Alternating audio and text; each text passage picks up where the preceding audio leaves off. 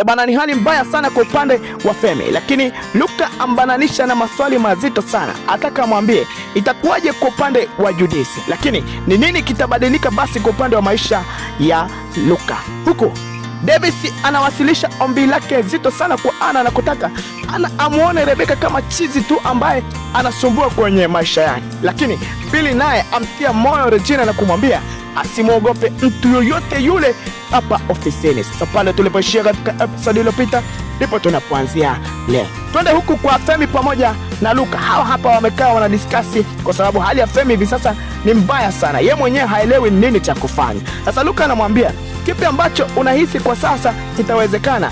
Angali anajua kwamba moyo wangu wote nimemkabidhi yeye, na yeye amenipa moyo wake wote. Kipi unahisi kitabadilika kwa Judy?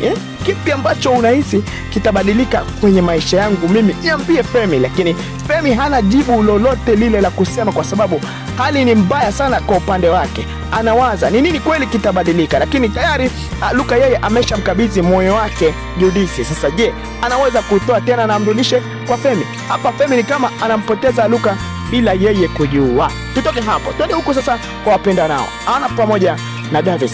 Wamekaa bana, anaonekana kuwa na furaha sana baada ya kumaliza migogoro yao. Sasa Davis anamwambia, lakini pia nina ombi moja kwako.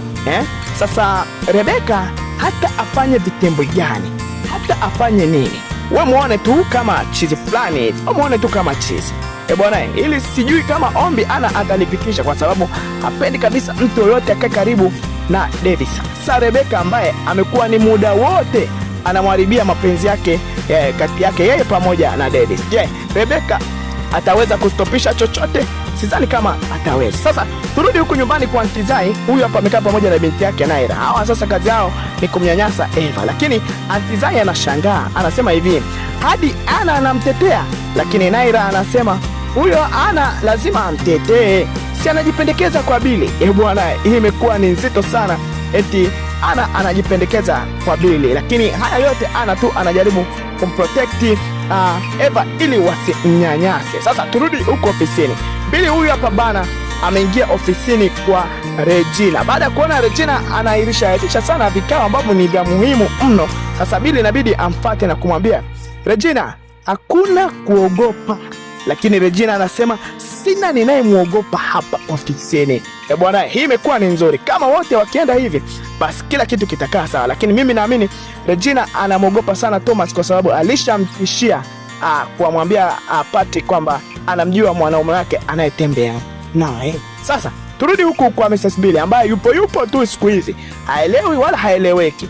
Bana, Eva huyu hapa amekuja kumweleza, lakini amemwona akiwa na hali mbaya sana. Eva ana huzuni muda wote. Sasa Eva baada ya kumweleza jambo lake, uweze amini, Mrs. Billy anasema sijui chochote kinachoendelea hapa. Bwana, hayupo, yani yeye yuko busy na mambo yake, lakini nyumba ina mambo mengi sana. Sasa usikose kutazama full episode